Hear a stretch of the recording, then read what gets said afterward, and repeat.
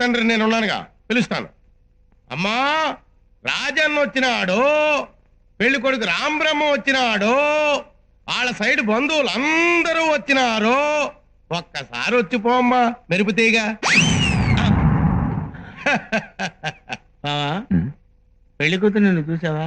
నువ్వు చూడలేదా? లేదు, వచ్చి శర్మని గడిపోయినట్టుంది కానీ పిల్ల కనపడలా. మా వాడు అమ్మాయిని సరిగ్గా చూడలేదంట. మళ్ళీ ఒకసారి రమ్మంటారా? అట్టాగా. అమ్మా, రాజన్న వచ్చినాడు, పెళ్లి కొడుకు రాంబ్రహ్మ వచ్చినాడు, వాళ్ళ సైడ్ బంధువులు అందరూ వచ్చినారు. ఒక్కసారి వచ్చిపోమ్మా మెరుపుతీగా. లేబా వెళ్ళిపోదాం. తప్పురా. తప్పేంటండి?